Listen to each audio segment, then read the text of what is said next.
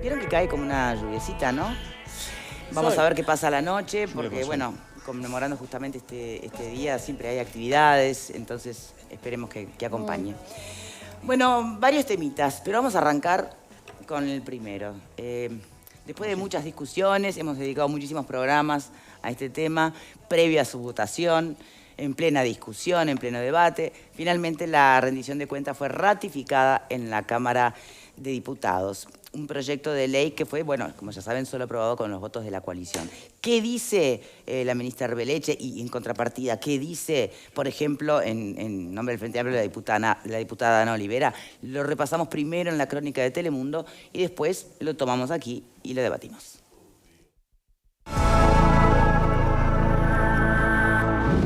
La ministra sostuvo que los datos de pobreza del primer semestre del año no son suficientes para sacar conclusiones. Porque son datos que tienen un margen de error importante. Durante toda la discusión de la rendición de cuentas, la oposición señaló que la economía crece, pero que no repercute en sectores más vulnerables. Una de las cosas que más nos preocupó y nos sigue preocupando, la inexistencia de planes concretos para disminuir la pobreza y para, sin lugar a dudas, abordar el tema de la desigualdad, palabra que no existe a lo largo de toda la rendición de cuentas. Por otro lado, entendemos y seguimos entendiendo que ha habido asignaciones poco claras e inciertas. Y además, algunas de esas asignaciones con un marcado acento concentrado en el año 2024. Arbeleche dijo que el diseño de las políticas depende de un buen diagnóstico y adelantó que en los próximos días habrá más datos para conocer cuál es la foto con más precisión. Sostuvo que en el caso particular de la alimentación se ha construido mucha historia y mucho relato. Digo relato al referirme que no son aspectos que tengan que ver con la realidad. El tema de la cantidad de ollas populares que decía la coordinadora de ollas que tenía, claramente, y esto es dato, no era ese número, la cantidad de centros de distribución, y tampoco era la cantidad de gente que estos centros distribuía. La ministra reiteró que el empleo ha sido una prioridad del gobierno desde el inicio, lo que consideró además es una herramienta para salir de la pobreza. Ahí es donde realmente se juega el partido, y en eso es donde venimos focalizados desde el inicio, en crear puestos de trabajo. Esto se ha logrado, los puestos que se destruyeron durante la pandemia ya se lograron crear y estamos proyectando crear más puestos de trabajo en este año. La ministra dijo que la votación de la rendición de cuentas este martes constituye un hito para el gobierno. Destacó el incremento presupuestal en varias áreas, fundamentalmente en educación, seguridad, infraestructura y políticas sociales y salariales.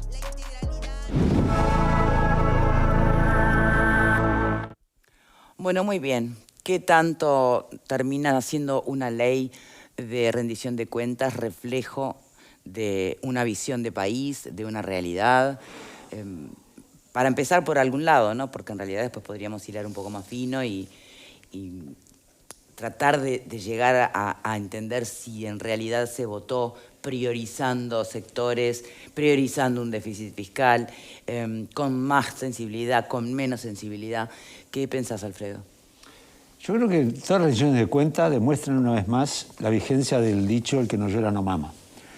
Porque realmente se reasignan. La rendición de Los cuentas, recursos son finitos siempre, ¿no? Claro, y además están establecidos.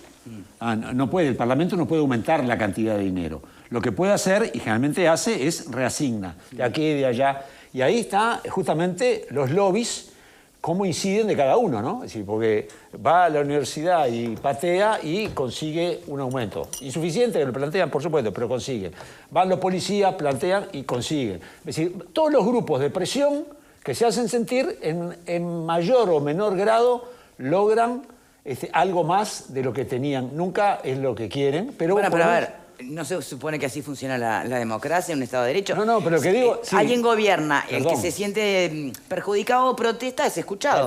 ¿Qué pasa? Si no sería autoritarismo. No, pero yo no estoy hablando de eso. Yo estoy hablando de que los que reclaman son los que obtienen. El tema son los que no tienen voz y que no pueden reclamar o que no están organizados para reclamar. Nadie le da bola. ¿Quiénes, por ejemplo? Y, por ejemplo, le damos a la universidad y, sin embargo, el gran déficit que hay en la educación es en primaria y en secundaria, del punto de vista de recursos y del punto de vista de necesidades básicas. Entonces, apostamos a la universidad porque la universidad patea, escupa, hace no sé qué, y lo otro le damos poca cosa. ¿No pateó? Más o menos, no pateó tanto, ¿no? Los niños, ¿Vos decís que no vienen pateando lindo y parejo? Perdón, Alfredo. le damos a los empleados públicos, y hay gente que está desocupada. El otro día estaba escuchando, de cada 10 que se van del seguro de paro, 6 los reintegran y 4 son despedidos. O sea que hay menos gente de seguro de paro, pero hay más gente despedida. Hay un nivel de 20% de infancia bajo nivel de pobreza. Esos no tienen lobby, esos no van a reclamar al Parlamento. Y les dan lo que le consideran que es correcto. Pero entonces, creo que como sociedad deberíamos mirar toda la película y no solamente los que reclaman y los que patean. Porque hay generalmente, en este país, la infancia tiene cara de pobreza. O mejor dicho, la pobreza tiene cara de infancia. Y los viejos, en general, estamos mucho más privilegiados. Y me incluyo. O sea que siempre creo que las rendiciones de cuentas, para mí realmente los admiro a los parlamentarios porque son un montón de ítems y de cifras y de cosas, pero siempre terminan aflojando para los que van y patean. Y los que no tienen voz muchas veces quedan perjudicados. Arbeleche está aprendiendo a hacer política. De economista pasó a ser política, porque ya ahora habla de las ollas populares. No sea mala, ella sabe muy bien que las ollas populares existen, porque la mayoría de las ollas populares las alimenta Uruguay Adelante, con los insumos que le da el Mides. Habla con Lema, Azucena, y te vas a dar cuenta que las ollas populares existen y que sigue habiendo gente que las sigue usando. O sea que esa cuestión de disminuir el tema por unos grupitos que reclamaban en forma equivocada, para mí, me parece que no haga política. Es muy buena técnica. Como política, deja que desear. A ver, Fernanda. Primero que nada, más allá de las reasignaciones presupuestales, es importante destacar que en esta rendición hubo incremento. 240 millones como incremento cuando escuchamos una y otra vez al levantar un montón de cucos diciendo que esto no iba a pasar. Bueno, ahora escuchábamos a Olivera diciendo la palabra desigualdad no aparecía. ¿Qué se está reclamando? ¿Que la palabra aparezca? Porque cuando vemos a dónde se reasignan esos recursos, a dónde se incrementan esos recursos, estamos hablando de seguridad, de salud, de educación, de infraestructura, de políticas sociales, de recuperación salarial. No entiendo si el reclamo termina siendo por una palabra que no aparece o si de verdad, a ver, todos coincidimos, creo, lo que estamos acá en que obviamente lo que se puede asignar nunca es suficiente y siempre se va a aspirar a más, pero acá no se puede desconocer que existió un esfuerzo y que el esfuerzo justamente está orientado a las personas que más lo necesitan. Alfredo hablaba de primera infancia y estoy de acuerdo, pero ¿te acordás que en la rendición de cuentas también existió una partida presupuestal destinada específicamente para primera infancia? Sí. Es 50 millones. ¿Es suficiente? No, ojalá se pueda seguir aumentando en ese sentido, pero no podemos decir y desconocer que acá no se está haciendo nada, que se está mirando para el costado, cuando en realidad toda la política pública del gobierno en este sentido y en esta rendición se ve reflejado que va justamente buscando el incremento. ¿La diferencia cuál es? No dije que no se haga nada, yo dije que no se distribuye de la manera quizás más adecuada. Son cosas distintas. Una puede ser que se va en la dirección correcta, pero se ahorra demasiado, ¿no? O no es suficiente. Machetea, como pero otro aspecto puede ser que se invierte en otros objetivos y no en el prioritario. O sea, ¿qué es lo prioritario? ¿Ese es el parteaguas entre oficialismo y oposición o la cantidad? No, yo creo que es la cantidad, porque acá, o por lo menos desde la oposición, no he escuchado decir que la educación no es prioridad, que la salud no es prioridad, que la seguridad no es prioridad, que las políticas sociales no son prioridad. Bueno, no, sí, cómo no. Que yo entiendo... Se ha escuchado mucho eso. Bueno, pero no, capaz que no me expresé claro. Que la oposición no ha dicho que para ellos esa no es la prioridad, pero esta es la clara prioridad para el gobierno. Ahí es donde se han destinado los recursos. Entonces entiendo que quizá no le parezca suficiente en su rol de oposición, pero no pueden decir que las prioridades no son esas, a no ser que ahora cambien de discurso. ¿Es un tema de cantidad o de prioridades? Bueno, yo creo que ambas cosas pueden ir de la mano, ¿no? Porque si uno define determinadas prioridades, es ahí a donde se tienen que volcar los recursos. Igual entiendo que en el planteo de Ana Olivera no era un tema de cantidad.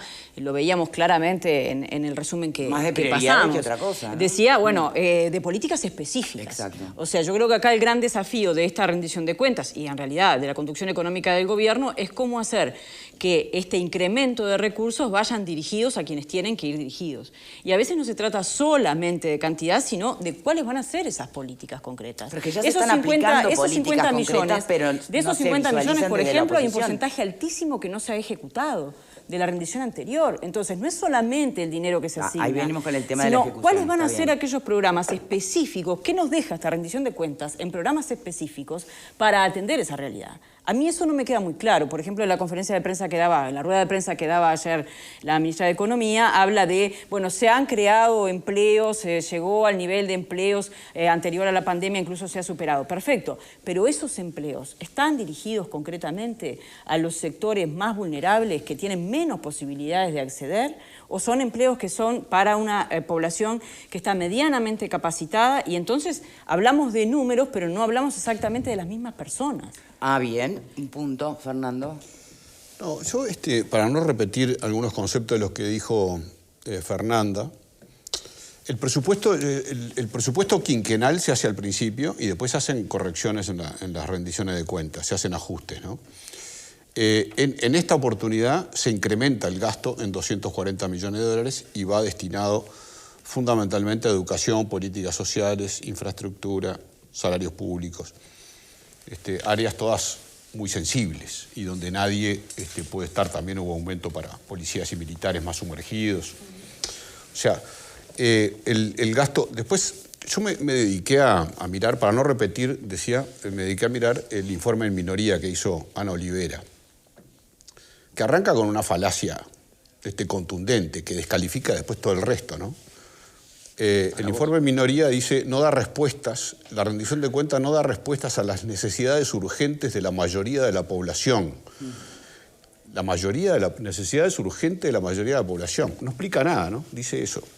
La mayoría de la población tiene necesidades urgentes, cuando la pobreza está ubicada en el 10%, ¿no? El resto no tendría necesidades urgentes, que es el 90%, o el 10,7%. O sea que ya parte de una falacia importante. Después dice, es el fracaso total de la política económica.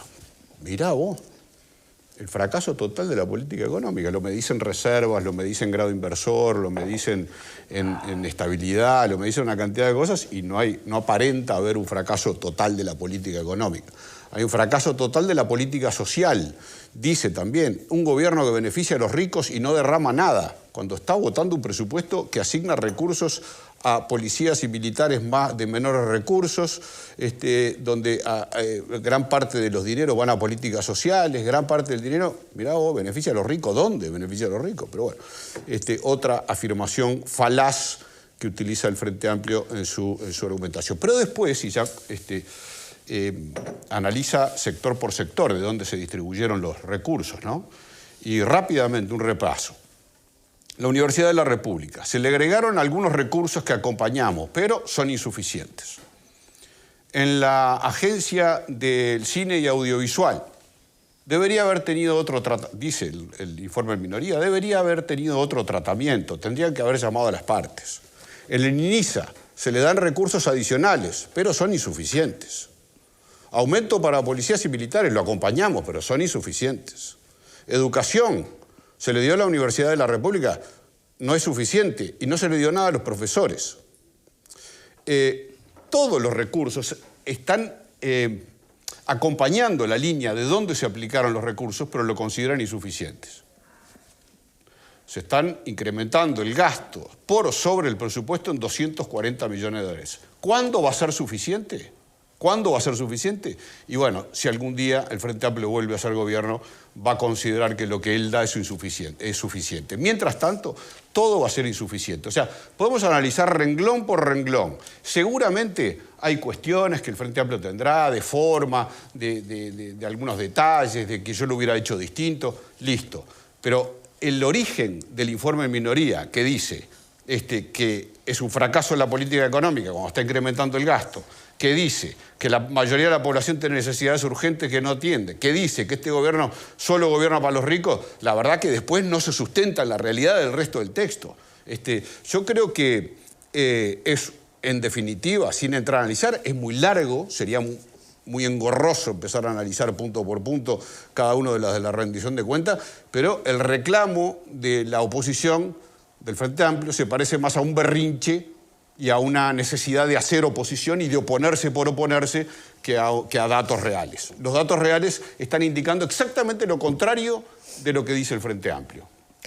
Hacemos la primera pausa y ya venimos, ¿sí?